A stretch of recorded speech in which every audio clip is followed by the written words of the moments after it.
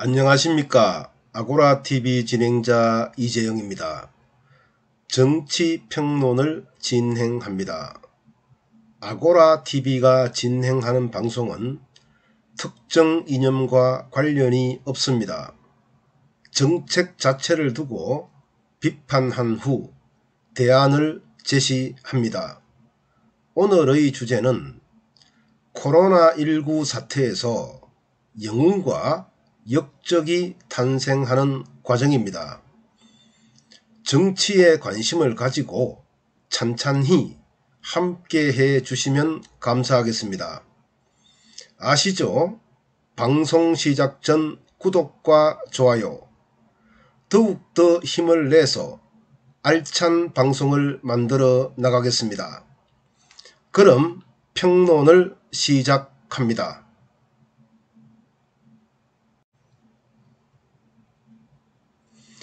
코로나19 확산 상태가 심상치 않습니다. 8월 15일 광화문 집회 이후 확진자가 증가하고 있지요. 8월 23일 정부는 사회적 거리두기를 2단계로 격상했고 현재는 2.5단계를 시행 중입니다.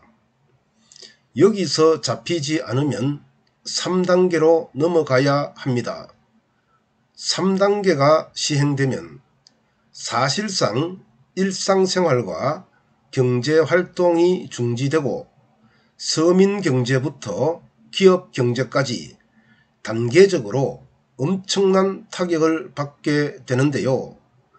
정부는 광화문 집회를 방역체계의 붕괴 원인으로 지목하면서 이를 허용한 재판부와 집회 참가자에게 책임을 돌리고 있습니다. 정부는 탈탈 털고 책임을 회피하면서 계속 위험 경고만 내고 있지요. 문제는 코로나19 사태 초기부터 땜질식에서 단 한 발짝도 나가지 않고 있다는 점인데요. 원인에서 처방이 나오는데 정부의 잘못이 가려져서 학습 효과가 전혀 없기 때문입니다.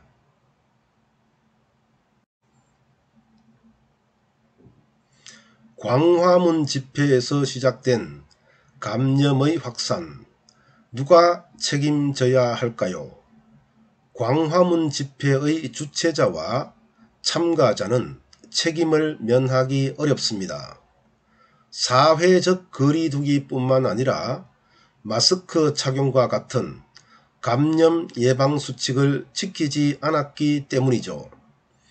그러나 서울시와 정부의 책임이 더 크다고 봅니다. 서울행정법원이 4.15 부정선거 국민투쟁본부와 일파만파가 제기한 서울시의 5개 집회 금지 처분 효력중지 가처분 신청을 인용했지요. 그래서 집회 관리는 서울시와 정부의 영역이 되었기 때문입니다. 정부와 서울시가 주최단체가 명기한 100명 미만의 집회로 제한하고 방역수칙을 지키도록 공무원과 경찰을 동원하는 행정권을 사용해야 했습니다. 그러나 서울시와 정부는 집회를 바라만 보고 있었는데요. 집회 참가자 중에서 코로나19 확진자가 쏟아지자 정부는 광화문 집회 주최자와 참가자들에게 책임을 전가하기에 바쁩니다. 대통령은 광화문 집회의 주도 세력인 사랑의 교회를 집단 감염의 원인으로 지목했습니다.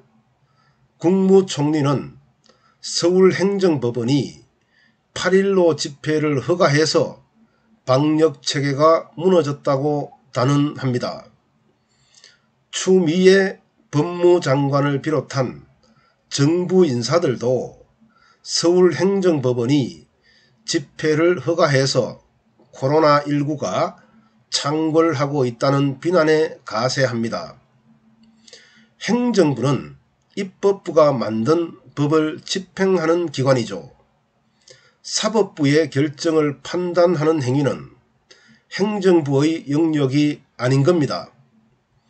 그런데도 행정부는 사법부의 판단을 놓고 잘잘못을 언급합니다. 이러한 행정부의 월권은 앞으로 있을 사법부의 판단에 영향을 미칠 수 있습니다. 즉 사법부의 독립성이 침해당할 수 있다는 의미입니다. 사법부의 판단에 영향력을 행사할 수 있는 조직은 입법부입니다. 법 개정을 통해 사법부를 견제할 수 있다는 의미입니다. 이렇게 볼 때 통과 여부는 차치하더라도 이원욱 의원이 감염병 확산 우려가 있는 장소에서의 집회 및 시위를 금지하는 집회 및 시위에 관한 법률과 행정소송법 개정안 발의는 사법부에 대한 적절한 대응이라고 볼 수 있지요.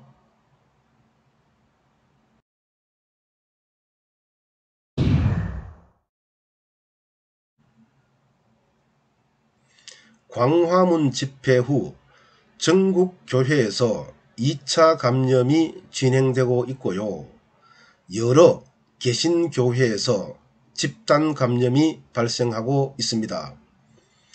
정부는 광화문 집회 일주일 만에 사랑의 교회 신도 명단을 확보하여 역학조사에 들어갔고요.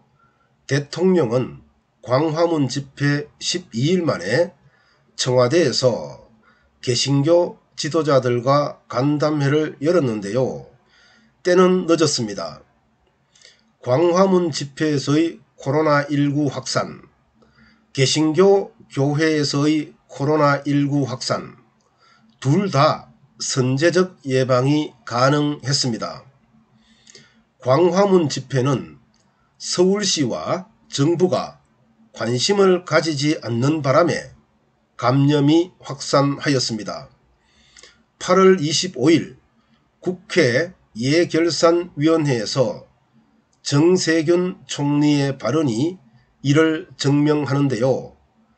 광화문 집회는 근무 중 총리실에서 바라보았다. 그냥 바라만 보았지 아무런 조치를 취하지 않았습니다. 개신교에 대해서도 마찬가지죠. 감염 예방수칙 준수에 대한 대국민 담화문을 발표하고 지자체의 협조를 얻어 방역 상태를 살피고 감염 예방 조치를 지속했다면 막을 수 있었습니다.